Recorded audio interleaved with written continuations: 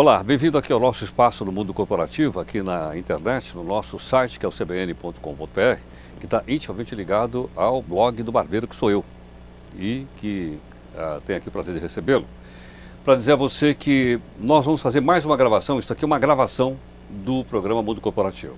Ele é gravado, fica na íntegra aqui na internet, sem corte, sem edição, sem coisa alguma, assim, por inteiro. E, ao mesmo tempo, a gente edita o programa depois para ser apresentado no Jornal da CBN, na nossa edição do final de semana, que é reproduzido em 30 cidades brasileiras. Então, você tem a oportunidade de assistir o programa agora. E eu quero lembrar que às quartas-feiras, sempre quarta-feira, 11 da manhã, o programa aqui na internet é ao vivo.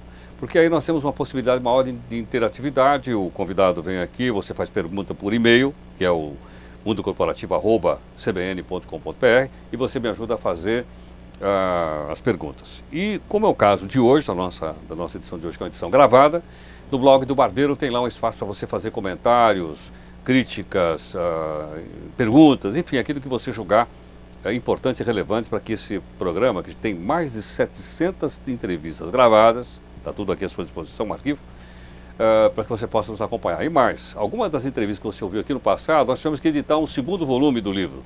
Agora se chama Por Dentro do Mundo Corporativo, publicado pela editora Saraiva. Bom, a nossa entrevistada de hoje vai falar um pouco conosco sobre marketing de relacionamento. É a Silvana Torres, que é sócia-diretora da empresa Marcap. Silvana, muito obrigado pela sua reaparição no mundo corporativo. Eu que agradeço o convite novamente, Heródoto. É um prazer estar aqui. Há quanto tempo você foi entrevistada aqui? Já há alguns anos? Eu acho que já faz uns 5 anos. Uns 5 anos aproximadamente. Por aí, é. Nós tivemos 700 entrevistas, por aí Nossa, já tem uma ideia. gente, a beça passou por aqui, depois disso. Exatamente. Silvana, vamos falar então um pouco a respeito de marketing promocional. Inicialmente eu gostaria que você contasse para a gente o seguinte: o que esse marketing profissional mudou nos últimos tempos, nos últimos 2 ou 3 anos? Sim, desde que a gente entrou nesse segmento há 15 anos atrás, lá atrás, há 15 anos atrás, era uma promessa, uma tendência que o marketing promocional se tornasse mais importante dentro das organizações. Mas era só uma promessa. Naquela ocasião, a publicidade representava 80% do budget de uma determinada marca e o marketing promocional ficava com os 20%. E nós entramos no segmento naquela ocasião acreditando na tendência que isso sofreria uma alteração. Passados 15 anos, a promessa virou realidade. Hoje, os budgets já estão 50%, as verbas estão divididas absolutamente no meio, salvo pequenas exceções ainda. Mas a gente percebeu a evolução do marketing promocional mais fortemente nos últimos 2, 3 anos por uma série de fatores, uma série de conjunturas que acelerou uma tendência que vinha acontecendo ao longo dos anos. E isso hoje é uma realidade já pesquisada. A Ampro, que é a Associação de Marketing Promocional, tem pesquisas feitas nos maiores anunciantes do Brasil. E esse número hoje é um fato, é um número dado de pesquisa já. Agora, Silvana, então cita para a gente qual o mais importante, os mais importantes motores dessa aceleração do marketing profissional. Olha, um dos fatores muito importantes foi o marketing digital, que entrou como uma ferramenta muito importante no relacionamento. É importante ressaltar que as agências e as marcas, elas não mudam o mercado por vontade própria. A gente está sempre correndo atrás do comportamento do consumidor e é isso que faz as tendências acontecerem, as evoluções acontecerem. Então, mais uma vez, com o advento do marketing digital, que não passa de uma nova ferramenta inserida dentro das possibilidades do ferramental das marcas, ele deu uma acelerada muito forte porque ele abriu uma velocidade, abriu um diálogo, e relacionamento é diálogo da sua marca com seus consumidores, que fez com que os investimentos se acelerassem no marketing promocional, que é muito mais sinérgico e convergente a essa mídia do que a publicidade. Agora, eu posso, por exemplo, utilizar essas novas ferramentas, as chamadas mídias sociais, no que diz respeito ao marketing profissional? Olha, lentamente elas vão entrando no cabedal de soluções que o marketing de relacionamento proporciona. Eu digo isso porque não se tem mais dúvida de que elas vieram para contribuir com as soluções.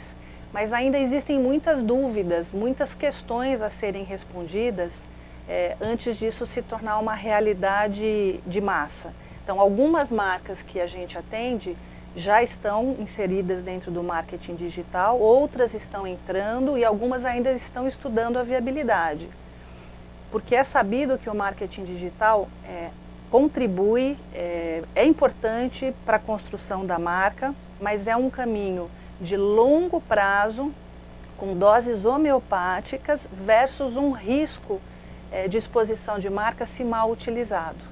Agora, você acha que numa rede social como essa, ou nas redes sociais que existem e que são desenvolvidas por milhões de pessoas no mundo inteiro, até bilhão de pessoas, né?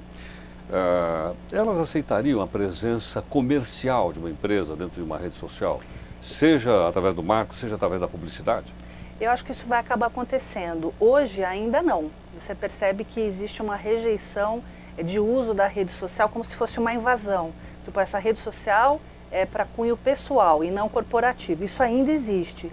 Mas é porque é tudo muito novo. Eu não tenho a menor dúvida que a evolução disso, porque quem vai patrocinar, quem vai investir para que essas redes sociais sejam cada vez mais seguras, cada vez mais velozes, com infraestrutura tecnológica melhores, vai ser o mundo corporativo. Mas é uma questão de tempo, acho que isso está em construção ainda. Então, Silvana, e quando é uma manifestação negativa? Eu odeio a empresa tal, eu odeio o produto tal. Como é que eu vou reverter uma situação dessa?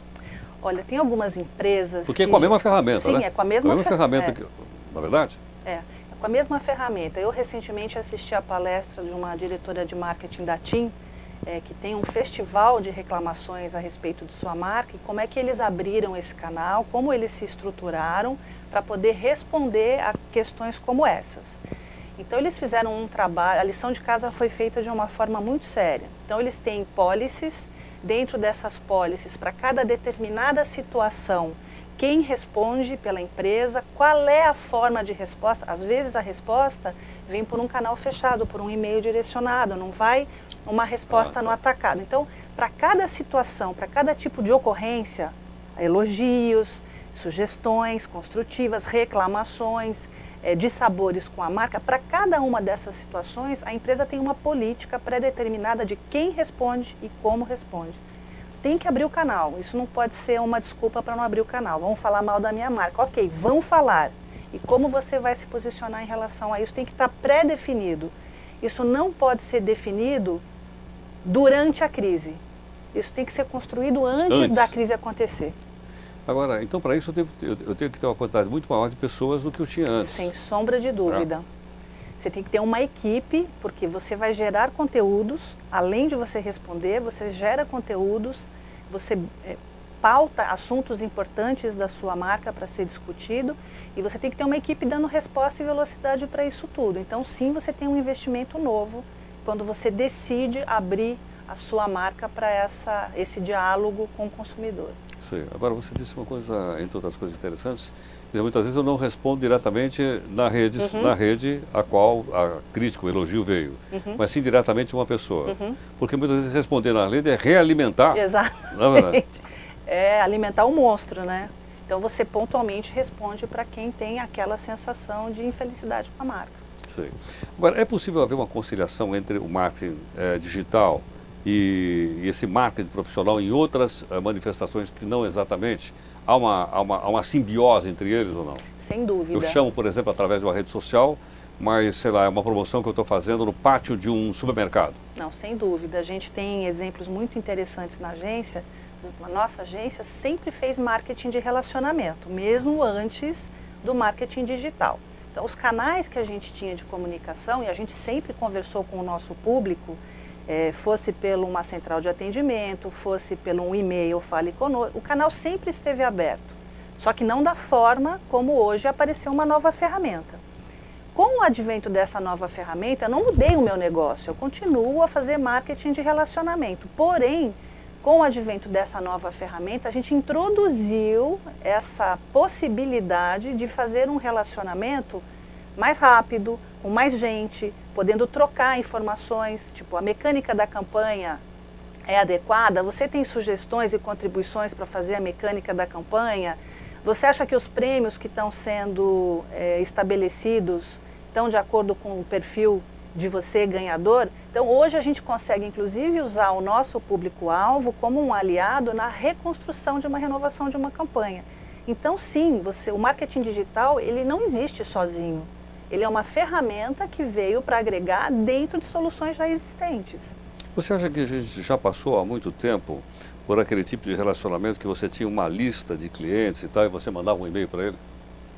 Não, Ou ainda funciona? Isso ainda funciona, ainda funciona, mas eu acho que isso cada vez mais, com o passar da intimidade do uso do marketing digital, isso vai ser abandonado com o tempo.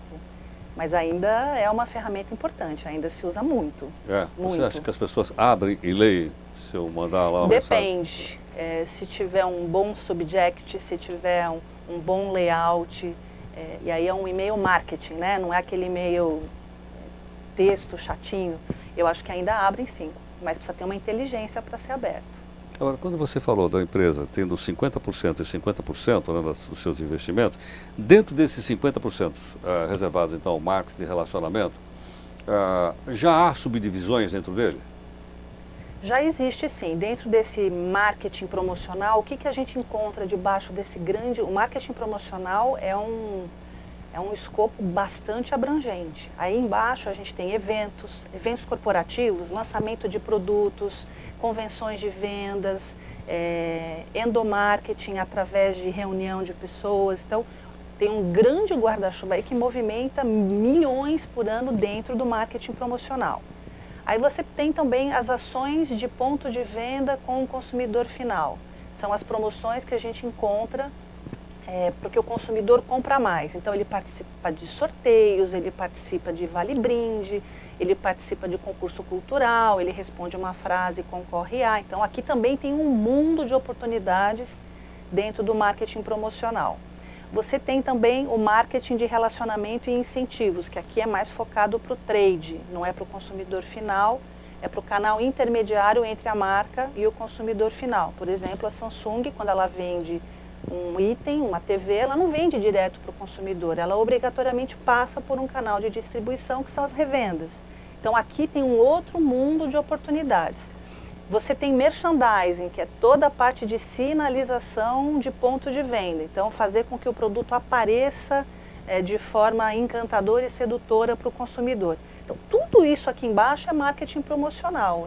Tem uma gama de oportunidades e negócios e faturamento que é muito interessante. Sim. Esse faturamento, já que você disse, você tomou um caso de uma indústria de equipamentos eletrônicos, né? Então, entre a indústria e o consumidor e o cliente, no caso, tem ali o vendedor. A revenda, isso. A revenda. Esse marketing para essa revenda é uma fonte de faturamento? Sem dúvida. É uma fonte de resultado para ele? Sem sombra de dúvida. Ali acontecem oportunidades de negócio, por exemplo, as marcas, a revenda não tem só a Samsung. A revenda é multimarca. Sem dúvida. Trabalha com diversas marcas. Essas marcas querem se sobressair em relação às outras para poder estar mais presente nesse ponto de venda. Aí entram as negociações da revenda com os fabricantes, porque o fabricante quer o seu produto melhor exposto, ele quer o seu produto em destaque, ilhas de destaque, e isso tudo entra na negociação com o ponto de venda. Então você pega Casas Bahia, ou Pernambucanas, ou Magazine, qualquer uma dessas, ela faz disso, essa exposição do produto, é um business. É um business, é um business. Sem dúvida. Sem dúvida que é um ela é também uma mídia. Sem sombra de dúvida, uma mídia importante, fundamental. Nesse setor de linha branca e linha marrom, o ponto de venda é o grande foco de atenção de todos os fabricantes. E, obviamente, nessa negociação você negocia preço, negocia condições de pagamento, etc. Por aí afora. Mídia cooperada. E se você for sei lá, um grupo, por exemplo, a soma dos grandes supermercados, você acha que pode até pressionar bem o fabricante? Sem não vou sombra. impor o preço, pressionam. porque eu estaria falando de cartel. E pressionam. E pressionam. Claro que pressionam. Fazem jus ao volume que gera de negócio. Sei. Agora, isso também não pode igualar para esses pontos de venda? Eles não ficam muito parecidos um com o outro? Se eu tenho o mesmo produto em 3 ou 4 redes ou 5 grandes redes expostos da mesma maneira? Acaba virando parceria, né? Porque você tem determinadas revendas que fazem acordos com esses fabricantes, acordos totalmente lícitos, acordos negociais de comerciação de produto, preço, exposição, que faz com que tenha realmente uma preferência, uma prioridade. Então você vai ter determinadas marcas sempre melhor expostas em determinadas redes. Isso é um fato. Agora, como é que eu lido quando o produto é o mesmo, mas o preço é diferente entre uma rede e outra? Aí é o papel do consumidor fazer a pesquisa, né? Acho Sim. que política de preço do Nordeste para o Sul muda, uma revenda de pequeno, grande e médio porte, ela vai ter notadamente políticas diferentes de preço com o mesmo fabricante. Aí o consumidor vai usar da mídia digital, vai entrar na internet. Isso também são pesquisas já consagradas. O consumidor, quando ele chega para comprar um determinado produto num ponto de venda, ele já pesquisou, ele já sabe o preço e ele está indo lá porque lá para ele é a melhor relação custo-benefício. Então, mais uma vez, essas marcas, que apesar de terem 80% dos seus negócios vendidos no ponto de venda, estão dando uma importância hercúlea para o mundo digital, porque é lá a fonte de abastecimento de informação que o consumidor pega. Quer dizer, antes ele de já não vai mais de casa em casa, Imagina, como antigamente. não vai mais. Não vai mais. Não vai mais. Não há necessidade para isso. Não vai mais. Aliás, tem sites especializados. Ele entra num busca-pé da vida, brum, faz uma pesquisa muito rápida e vai direcionado. E se por acaso ele vai numa revenda que essa busca não lhe deu o melhor preço, ele vai com o preço da concorrência e força uma negociação. Esse é o novo consumidor. Muito melhor negociador, muito mais atento, muito mais bem informado. Ou seja, ele está dando muito mais valor para o seu dinheiro do que ele dava no passado. Sem dúvida nenhuma, é outro consumidor. Sim. Agora, e isso tem afetado esse marketing das empresas? Ele tem olhado esse novo consumidor? Veja, é por isso que nós chegamos ao cerne da questão. É por causa desta atitude do consumidor que as verbas mudaram para o marketing promocional. Porque o que a publicidade faz? De forma muito importante e nunca vai perder esse papel. A publicidade posiciona a marca, ela dá os conceitos e os valores da marca, ela cria os valores da marca. Em função disso, ela faz a cabeça do consumidor. Ah, eu tenho a ver com esta marca. Então, se eu sou uma dona de casa que tem a ver com a Brastemp, é isto que a publicidade faz. Só que a publicidade me levava até o ponto de venda. Só que quando eu chegava no ponto de venda, eu saía de lá, ao invés de sair com uma Brastemp que investe milhões em posicionamento, está sempre no primeiro lugar no recall de marca, eu ia no ponto de venda e saía com uma Electrolux debaixo do braço. Então veja, todo o esforço de propaganda que era feito, quando o consumidor bem sucedida que era a publicidade fazia com que eu chegasse no ponto de venda, isto não era garantia de que eu saísse com o produto que me levou até lá.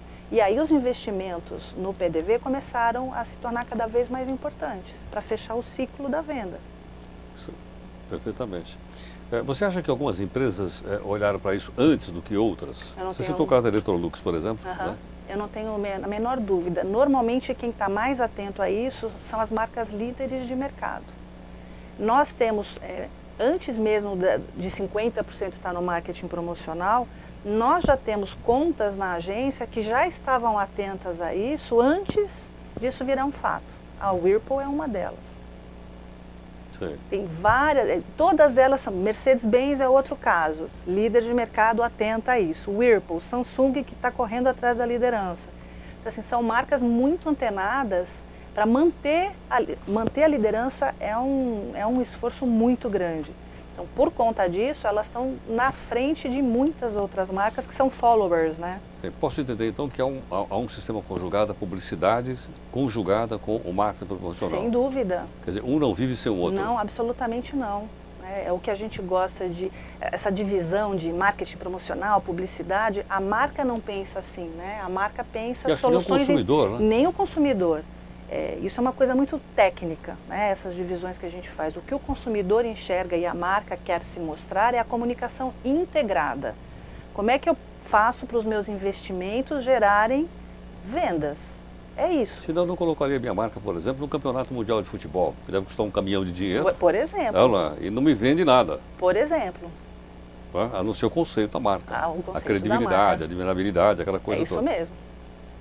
Mas o importante é essa convergência de todas as ferramentas da publicidade, passando pelo marketing promocional, como é que isso tudo junto gera o melhor resultado para a marca. É comunicação integrada. Esse é o desafio. Agora, você citou empresas de diversos ramos diferentes, no ramo industrial, citou aí o caso da telefonia, citou a computação e citou também a Mercedes-Benz, que produz caminhão. Isso. E caminhão não é uma coisa tão fácil de comprar como Não uma máquina de lavar roupa. Ninguém tem impulso para comprar um caminhão. Você tem uma vontade de comprar aquele caminhão. Hoje eu vou comprar um caminhão. Vou sair correndo com esse caminhão por aqui. É bem difícil vender um caminhão.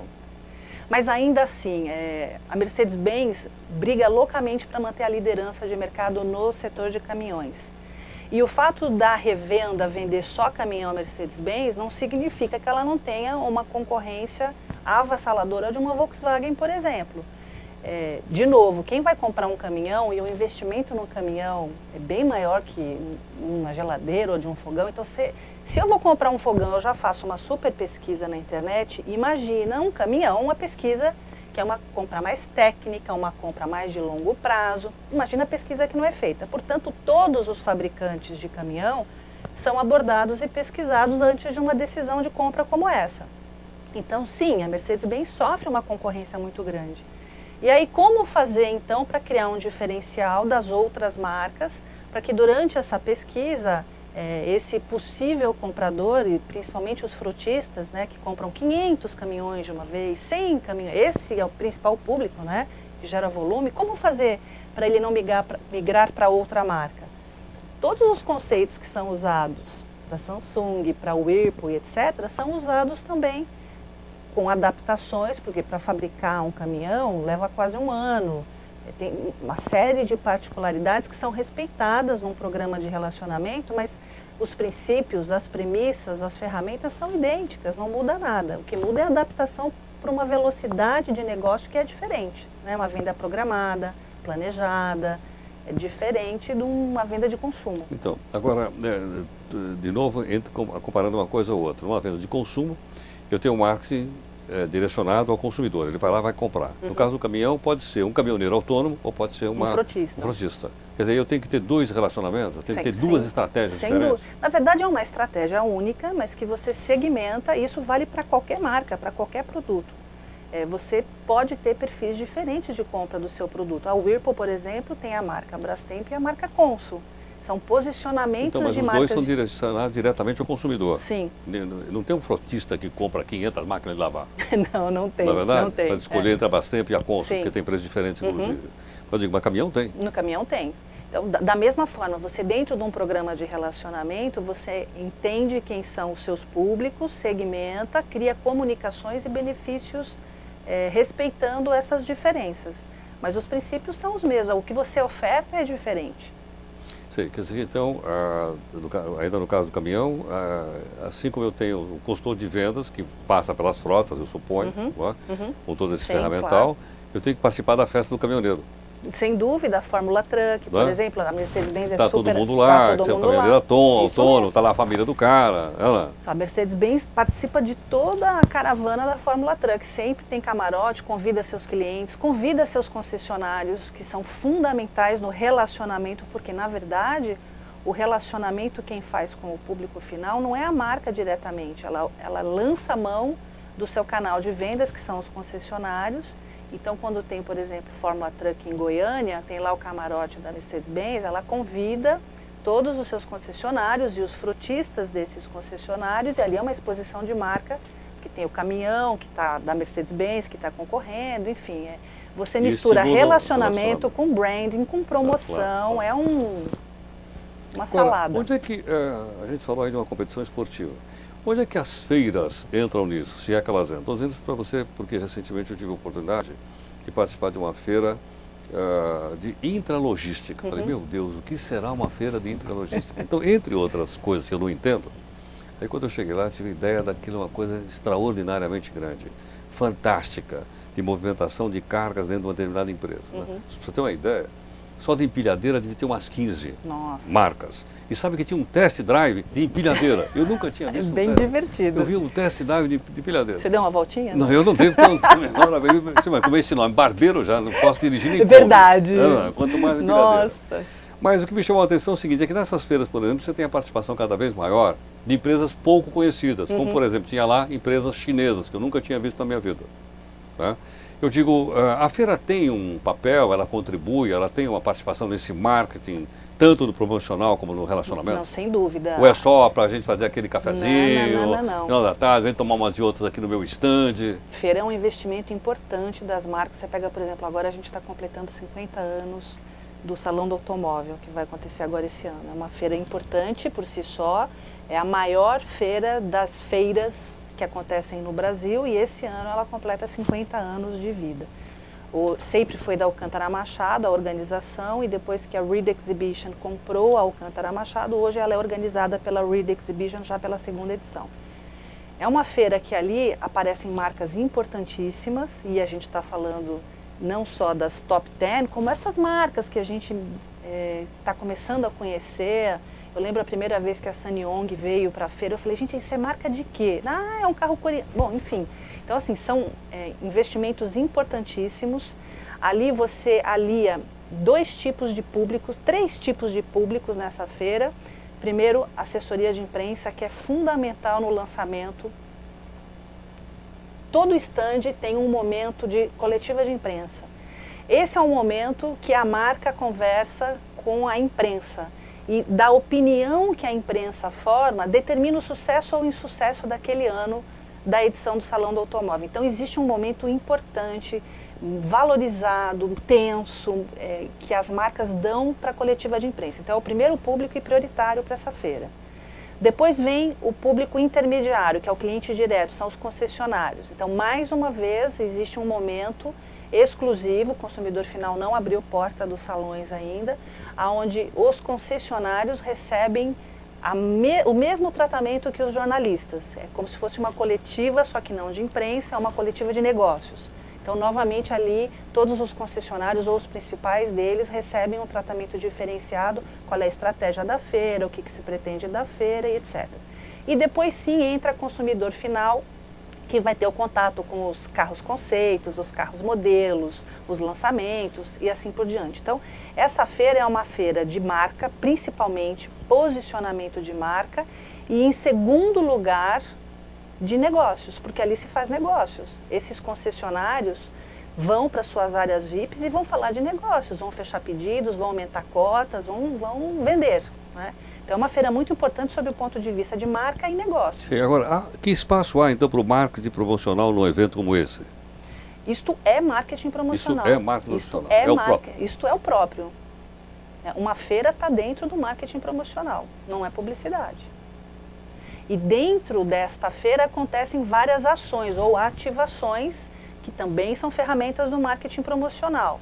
Então é um convite especial que, se ele vem com esse convite, dá direito a um test drive a concessionária à escolha dele, ou ele chega na concessionária, tem um game que ele participa, e isso são ativações para que o meu stand da marca XPTO fique sempre bombando de gente, porque eu concorro com outros stands. Então eu tenho que criar ações e ativações dentro do meu stand para que ele tenha o maior número de visitantes possível. São ações promocionais dentro do stand. Então, assim, é um somatório de ativações e ações, e o próprio stand que é um investimento. Lá dentro da rubrica do cliente, a feira está no pedacinho do marketing promocional. Sim. E eu tenho, então, dentro da avaliação dos meus resultados, uma participação minha na feira, também o resultado de venda? Tem também. Hoje não existe mais evento, né? Feira é um grande evento que você não tenha o ROI, que é o Return on Investment. Todo o evento, ele tem, antes dele, no pré-planejamento dele, você vai criar os indicadores para dizer o que é sucesso no meu evento. O que precisa acontecer para esse evento ter sido bem sucedido. Então, quando ele acabar e eu for mensurar, o que é um delivery esperado. Então, isso é criado antes. E você busca esses indicadores durante todo o seu planejamento daquele evento. Então você quer o quê? Você quer gente VIP no seu stand? Você quer massa? Você quer o concessionário? Você quer o maior número de jornalistas? O que são os indicadores? O que é prioridade para essa marca? E aí todo o planejamento desse evento é feito baseado nesses indicadores. Acabou o evento, levanta-se todos essas entregas e se compara com o que era a meta inicial. Isso é o ROI do evento, não sai mais evento sem ROI. Até porque o executivo tem que prestar conta do investimento. Valeu a pena? Não valeu a pena? Claro. Você não pode dar uma festinha para dar comida e bebida de graça para consumidor. Isso não existe. Você tem que pretender um resultado com essa ação. Eu até estou pensando nisso, porque muitas vezes eu vejo aí feiras de aviação no exterior. Né? Obviamente ninguém vai numa feira dessa e diz que quero comprar 40 aviões. Aquilo já foi acertado antes. Sem dúvida. Né? Você deixa para assinar um contrato na feira. Então, para o grande público, até parece muito, o cara foi lá e comprou 40 aviões louco, né, de uma empresa, pode ser da Embraer ou qualquer uma outra. Mas eles deixam para assinar na feira. Né? Eu acho até como forma de chamar a atenção para o seu stand, para a sua marca, para talvez a repercussão até é maior divulgando na feira do que fora da feira, ou não? Sem dúvida. A gente tem, por exemplo, guardadas as devidas proporções, o ano que vem a gente tem a Fenatran, que também é uma feira muito importante, que é como se fosse a feira dos automóveis, só que é o mundo dos caminhões, utilitários, veículos comerciais, que é uma feira tão importante quanto é a feira do automóvel, só que é um público mais específico, né? O consumidor final não vai lá para ver caminhão, então é um público mais interessado no negócio. Da mesma forma, não existe vender por impulso numa Fenatran. Esses negócios foram feitos com antecedência, as negociações foram feitas com antecedência, mas muitas vezes seladas durante a feira, porque é uma feira de relacionamento. Então é gostoso fechar negócios durante uma feira de relacionamento. Você tem tratamento VIP, você tem cobertura de imprensa, tem mídia espontânea. A sua compra, que poderia passar desapercebida, vira uma notícia. Sem dúvida. Né? Sem dúvida. Silvana, muito obrigado pela participação. Eu que agradeço, Você tem mais uma vez. O teu endereço é o... silvana@marcap.com.br. Tá certo. Muito obrigado Obrigada, pela viu? participação aqui. Eu que agradeço. Pronto. Obrigado.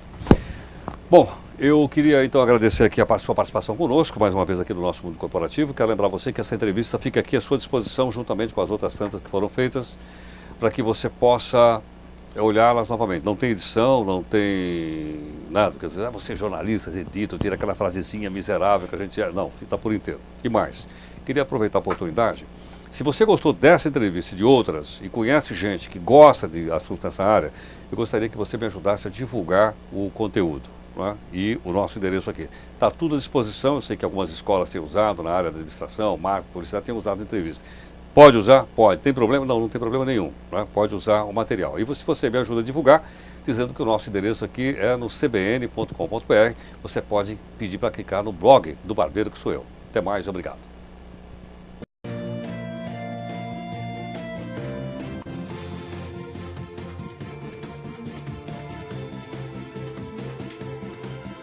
Mundo Corporativo, com Heródoto Barbeiro.